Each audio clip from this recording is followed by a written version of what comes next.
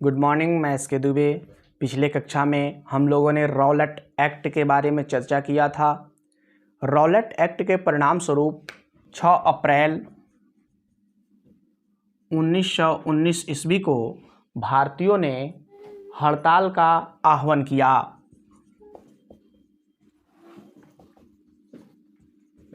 भारतीयों ने अपनी गिरफ्तारी देने और कानून पालन न करने की बात की। बम्बई, अहमदाबाद, कलकत्ता, दिल्ली में पुलिस ने लाठीचार्ज की। 8 अप्रैल 1919 ईस्वी को महात्मा गांधी को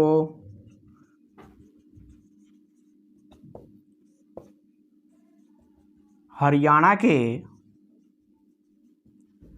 पलवल के पास गिरफ्तार कर लिया गया।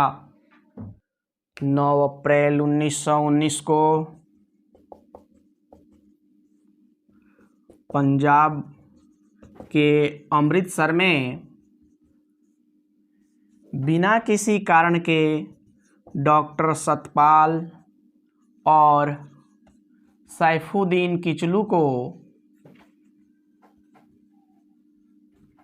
गिरफ्तार किया गया। इस कारण जनता में असंतोष फैल गया। इस असंतोष और जन आंदोलन को दबाने के लिए जनरल डायर अपनी सेना के साथ अमृतसर पहुंचा। 13 अप्रैल 1919 ईस्वी को बैसाखी के दिन अमृतसर में जालियांवाला बाग में लोग एकत्रित होने लगे। इस दिन एक सभा का आयोजन किया गया।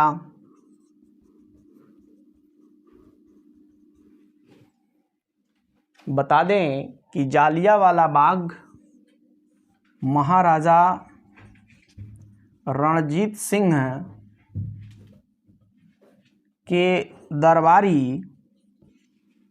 पंडित जाला ने इसे बगीचे के रूप में विकसित किया था। यह बगीचा बड़ा था, परंतु इसमें निकलने का मात्र एक दरवाज़ा था। जालियांवाला बाग में आयोजित सभा को गैर कानूनी घोषित कर दिया गया, परंतु इसमें उपस्थित लोगों को भागने का मौका नहीं मिला। जनरल डायर ने उपस्थित लोगों पर गोली चलाने का आदेश दिया, जिसमें हजारों लोग मारे गए।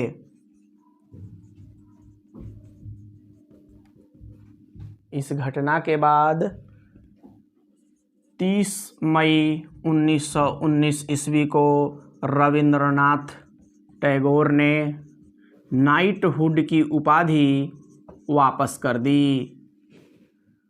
शंकर नायर ने वायसराय की कार्यकारिणी से इस्तीफा दे दिया।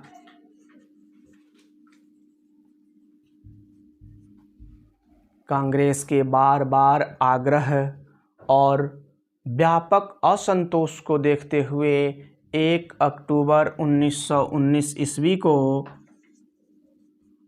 एक जांच कमेटी का गठन किया गया। इसका नाम हंटर कमेटी था। इस समिति में कुल 8 सदस्य थे, जिसके अध्यक्ष लॉर्ड हंटर थे। लॉर्ड हंटर के अलावे 4 अन्य अंग्रेज सदस्य तथा 3 भारतीय सदस्य थे। 4 अंग्रेज सदस्यों में George Ranking, F Rice, sir George Barrow तथा सर थॉमस स्मिथ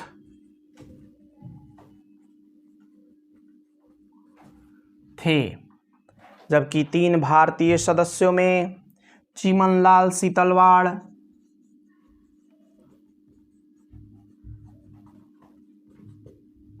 साहबजादा सुल्तान अहमद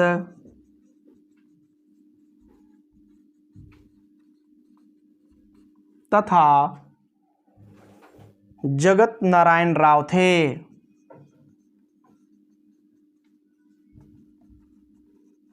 हंटर समिति ने मार्च 1920 में अपनी रिपोर्ट सौंपी। इस रिपोर्ट में मारे जाने वाले की संख्या 379 बताई गई तथा इस घटना का दोष भारतीयों के माथे मढ़ा गया। अंग्रेजी सरकार ने दोषी व्यक्तियों को बचाने के लिए पहले ही क्षतिपूर्ति अधिनियम पारित कर दिया था। हंटर कमेटी की रिपोर्ट पर गांधी जी ने कहा कि यह रिपोर्ट पन्ने दर पन्ने सरकार की निर्लज्ज लीपापोती है।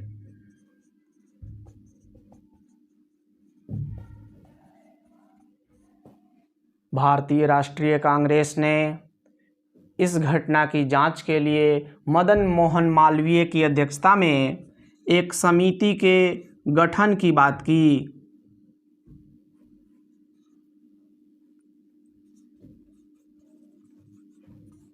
इस समिति के अन्य सदस्यों में मोतीलाल नेहरू, महात्मा गांधी,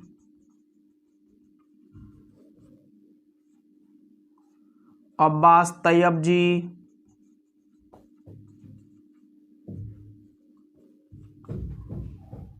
C.R. दास तथा पुपुल जयकर थे। मदन मोहन मालवीय की अध्यक्षता में गठित समिति ने अपनी रिपोर्ट में डायर की निंदा की तथा दोषी व्यक्तियों को सजा देने की बात की। साथ ही मारे गए भारतीयों के परिजनों को आर्थिक सहायता उपलब्ध कराने की मांग की।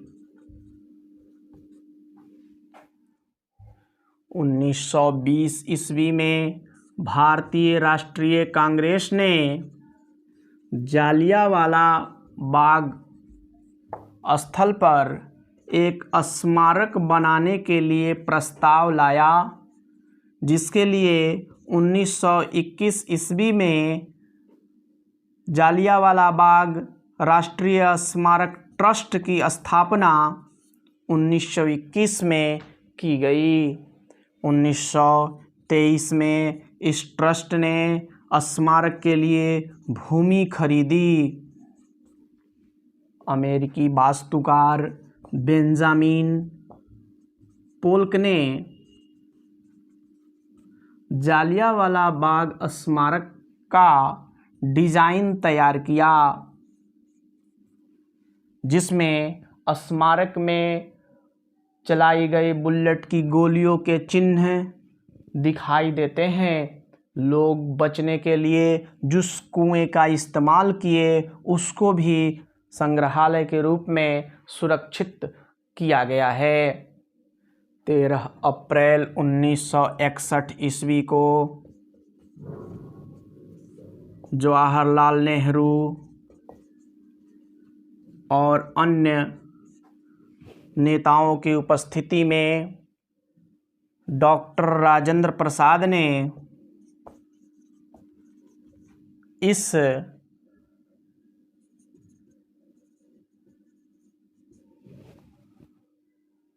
स्मारक का उद्घाटन किया। 1997 में महारानी एलिजाबेथ अपने पति के साथ भारत दौरे पर आई। उन्होंने भी स्वर्ण मंदिर और जालियांवाला बाग का दौरा किया। उन्होंने जालियांवाला बाग को भयावह हत्याकांड बताया। 2013 में ब्रिटिश प्रधानमंत्री डेविड कैमरून जालियांवाला बाग आए। उन्होंने भी इस घटना को भयावह घटना बताया था। जालियांवाला बाग राष्ट्रीय स्मारक संशोधन विधेयक 2019 पारित किया गया है। जालियांवाला बाग हत्याकांड के दोषियों को अंग्रेजी सरकार ने कोई सज़ा नहीं दी। हालांकि जनरल डायर को पद से हटा दिया गया, परंतु जनरल डायर को ब्रिटिश साम्राज्य का शेर कहा गया। 13 मार्च 1940 ईस्वी को हम सिंह ने लंदन के कैंगस्टन हॉल में जनरल डायर की हत्या कर दी। हत्या के बाद उधम सिंह वहां से भागे नहीं। उन्हें 31 जुलाई 1940 ईस्वी को जनरल डायर के हत्या के आरोप में दोषी ठहराकर पेंटविले जेल में फांसी दे दी गई। जालियांवाला बाग हत्याकांड के साथ ही पंजाब में चमनदीप ने एक दंडा फौज का गठन किया।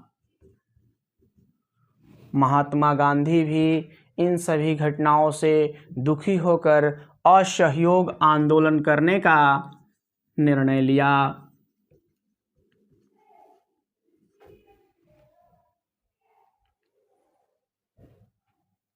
हम लोगों ने जालियांवाला बाग, उसके पूर्व रॉलेट एक्ट के घटना की चर्चा की। अब अगला वीडियो चंपारण सत्याग्रह का होगा। फिर उसके बाद जो है खेड़ा, अहमदाबाद, फिर हम असहयोग आंदोलन की चर्चा करेंगे। धन्यवाद। महेश के दुबे।